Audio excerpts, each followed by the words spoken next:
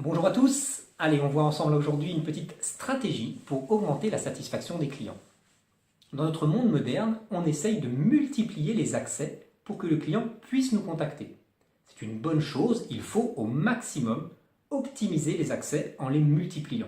Fenêtre de chat, intranet, téléphone, face à face, email, tout doit être utilisé.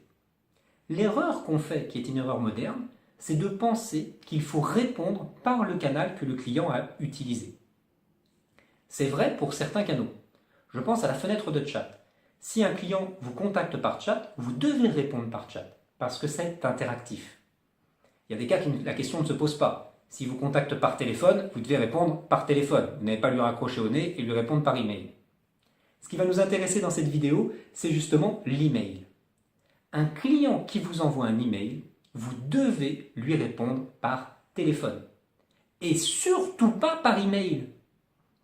On va voir pourquoi, ça tient en 3 points. Premier point, le client dans son email n'a pas forcément posé tous les éléments qui sont nécessaires à ce qu'on lui donne une réponse adéquate. Prenons l'exemple d'une location de voiture. Le client nous envoie un mail, est-ce que vous louez des voitures? Vous pouvez lui envoyer un email en disant oui, bravo, vous êtes une agence de location de voitures, vous avez répondu à la question, mais je ne vois pas où est la valeur ajoutée pour le client. Il se doute bien que vous louez des voitures.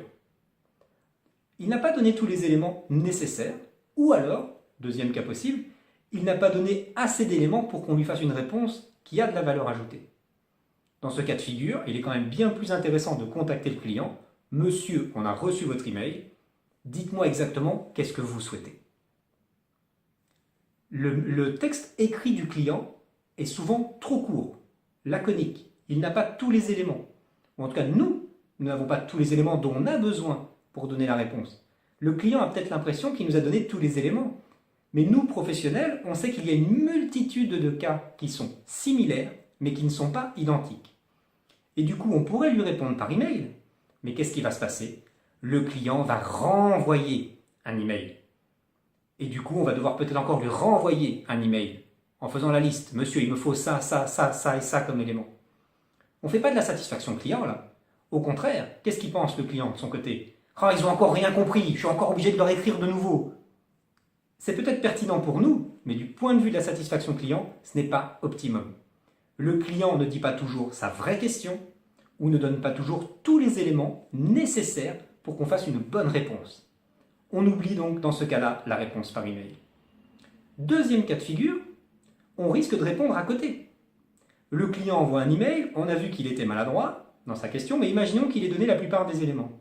On répond de bonne foi en se disant tiens, sa réponse ça doit être ça, et nous ne possédons aucun moyen de vérifier si notre réponse était adéquate. Si le client ne revient pas vers nous, qu'est-ce que ça veut dire? Ça veut dire qu'on a bien répondu? Vous êtes sûr de ça? Ou est-ce que plutôt ça peut vouloir dire aussi qu'on a mal répondu et il s'est barré à la concurrence? Ou alors on a mal répondu et du coup il se dit bon, ils servent à rien ces gars-là, je vais m'arranger autrement. Ah, il loue des voitures, là ça me fait une belle jambe. Je me doute bien qu'il loue des voitures, pourquoi est-ce qu'il me dit ça le gars? Bon, je vais aller voir chez le concurrent s'il loue pas des voitures aussi. Sa question était pourtant juste, est-ce que vous louez des voitures? Je lui ai répondu oui. Je suis toujours dans mon même cas et de nouveau, ma réponse n'était pas adéquate. Contacter le client par téléphone me permettra de m'assurer que j'ai bien compris sa question et que ma réponse a bien été comprise. Monsieur, ce que je vous propose, c'est de faire ça, ça et ça. C'est bien pour vous? Oui, très bien, je vais tester. Parfait. Monsieur, je vais vous louer une voiture. Quel type de voiture il vous faut? Ah, il vous faut ça, ça et ça? Très bien, je peux, c'est 80 €. Ça vous convient? Je peux même emporter ma vente en même temps, ce qui serait même l'idéal. Troisième cas de figure, et pas des moindres, et c'est le plus important, je pense, et c'est ce qui fait qu'aujourd'hui, certaines sociétés se tournent justement vers ce système-là, de répondre à tous les emails par téléphone, c'est l'augmentation de la satisfaction du client, c'est l'augmentation de la qualité. Si le client vous envoie un email et que vous répondez par email, eh bien il a parfois, à tort ou à raison, la réponse est standard. Si vous lui envoyez un texte que vous utilisez par d'autres clients, eh bien c'est souvent un texte générique, le client peut le ressentir, et qu'est-ce qu'il va se dire? Ah ouais, ils me répondent comme à tous les autres, mais ils n'ont pas compris que moi, mon problème était différent. Le client a besoin de se sentir unique et valorisé. Je reçois son email, je le recontacte par téléphone. Monsieur, j'ai bien reçu votre email. Réexpliquez-moi, quel est votre problème? Monsieur, au vu de votre email, je me suis permis de vous recontacter directement pour faire le point avec vous.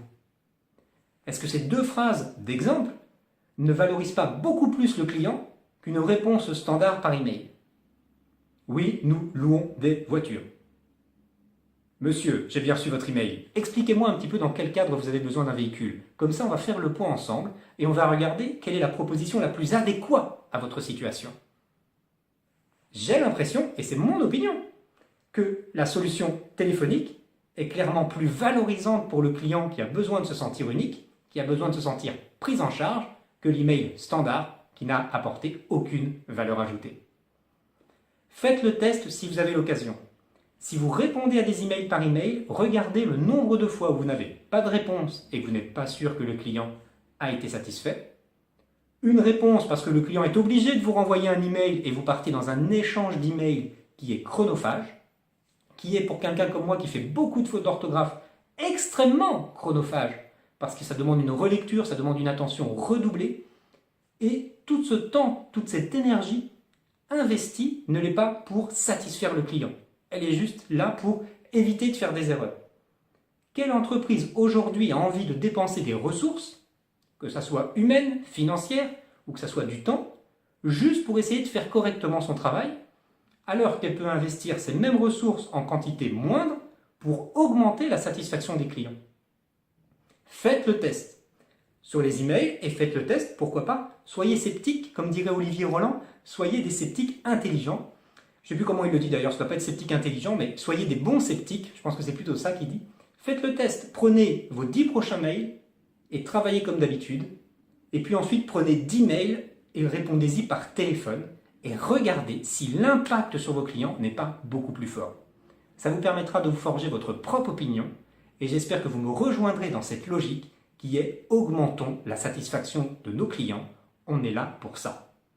Voilà, je vous laisse pour aujourd'hui. Je vous remercie bien sûr d'avoir regardé cette vidéo jusqu'au bout. Et comme toujours, je vous dis à bientôt!